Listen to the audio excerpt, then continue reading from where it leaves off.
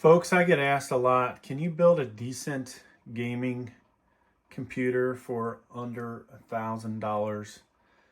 These days, folks, it's kind of hard, but you can do it. You know, not everybody needs a Ryzen 7 9800X3D or a Intel i9 14900KS, right? Those kind of CPUs and a couple of the better AMD CPUs. Right off the bat, you're talking $400, $600. So what can you buy instead that's gonna still be a pretty good gamer?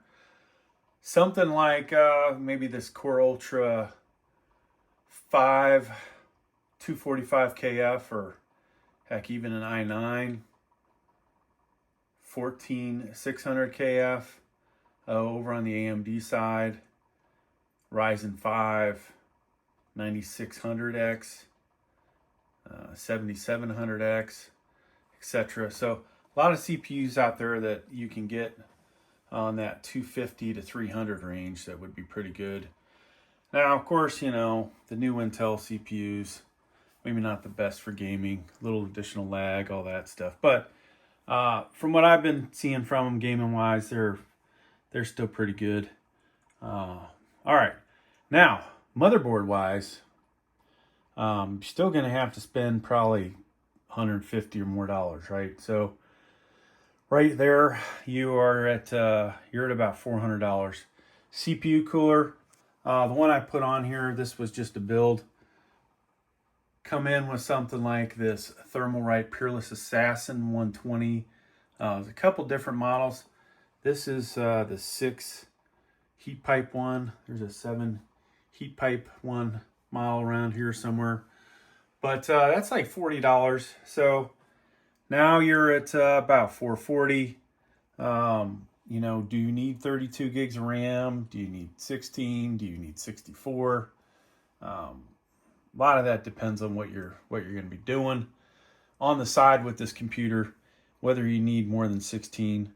I personally, these days, I'm buying 32 every time I buy RAM. So whatever that comes out to, 80 bucks, 100 bucks. So right now, folks, we are at roughly, we'll just say $500. Not shown. We're going to need an M.2 in here. Man, you know, buying a 250 gig M.2 is not going to cut it. 500, in my opinion, is not going to cut it. You're going to need at least a terabyte, right? Luckily, those have come down in price. Maybe that's another, depending on which gen you buy, and do you need the fastest generation of M.2? Hell, I'm not sure you really do, but let's just say you spend $50 there, okay? Or maybe $550, maybe a little more. Depending on whether you go with some of the older stuff, right? AMD, this happens to be my 9800X3D. At the moment, it's on an X670. You can get these way cheaper used. So some ways to cut some costs there to get better pricing overall on certain things. Maybe it's the motherboard. Looking at some of the other older CPUs that might be able to get things done. And you see here, I've actually got a much bigger air cooler on this one. But so then we're going to need a case. You know, we've got a lot of them here. Now, how much do you spend on the case? Do you really need all that freaking ridiculous lighting and all the fans, yada, yada, yada? Like yours truly, and just run all these test setups and not have a case to worry about. Said, folks, it's always a good idea to have your computer in a case where it's protected. You spend all that money on it. I just do that for testing purposes. It's a lot easier. But that said, you know, good case, we'll just say starts at 50 bucks, right? So what does that leave us with? Well, we still need a power supply. So good power supply. Something like this, it's going to cost over $100. Most likely not. 850 watt. Probably most of you aren't going to need that either. 150 watt, this is probably where a lot of you could to basically stop looking, right? Depending on what you're going to buy for graphics card, this is probably all you're going to need, 750 watts or less. Don't go 450, 500. I would start 650, 750, and then if you are really one day going to go, you know what, I'm going to hit an RTX 5090, 4090, 3090, whatever. Yeah, you need the better power supply with all the connectors. But for most of you, if you're looking at $1,000 budget, you're not going to get a graphics card that you need a really expensive power supply. Let's just say that power supply costs $60. So my math's probably a little off. We're roughly $650 here for cost. We're not including tax. All right. So now we would go shopping for graphics cards. Okay. I happen to have a shit ton of them. And we have a lot more than what's shown here. But yeah, there is graphics cards in every one of these boxes. And then the ones I bought off eBay don't have boxes. But that said, where are you going to start at, right? So,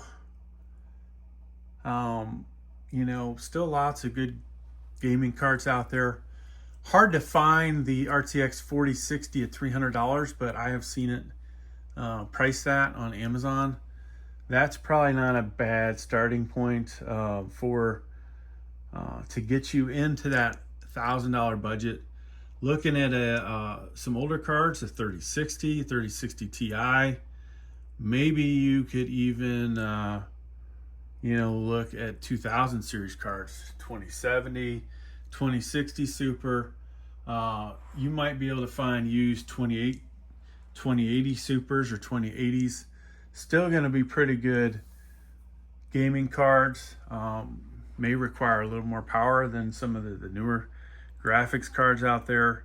I don't think I'd go back to something like a 1080, but you can still do some good gaming on it. On the AMD side, here's a 6700, which I think you can still get for around $300. An RX 6600 XT is an alright card. I don't think I'd waste my time with the 6600. 6650, obviously a little bit better than a 6600 XT, but I think the price on those probably gets you right around $1,000. The 4060 Ti, unless you find one used, probably puts you over that $1,000. I don't think I'd go back and look at any of the 1660s or 1660 Ti's or Supers, etc., etc. Wouldn't bother with an RX 5500 or a 580. I would definitely try and find something a little better. Maybe a used RX 5700 off eBay. Definitely no 3050s. What do we have here, folks? You're not going to be able to get a 3080 or a 3080 Ti. Yeah, just a lot of graphics cards here that maybe I should have planned this out a little better when I was making the video. But that said, there's a lot of choices out there. And to be honest with you, I think, plenty of stuff that would get you a good gaming computer for $1,000. Now, I redo this for $1,500. What can you build for $1,500? That's actually obviously going to be even better because CPU is not going to be a i5 equivalent, right? It would be more like a i7.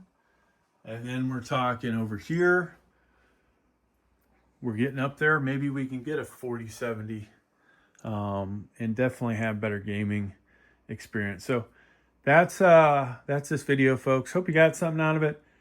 And yeah, you'll have a lot of fun with $1,000 gaming computer. Another choice is spend $1,000 and get a gaming laptop. This was all about building a gaming computer, but there are RTX 4070 gaming laptops out there that are pretty nice, that are pretty decent for gaming. And you don't have to buy a monitor. It has its own monitor. Thanks for checking out my video. Please like, please subscribe.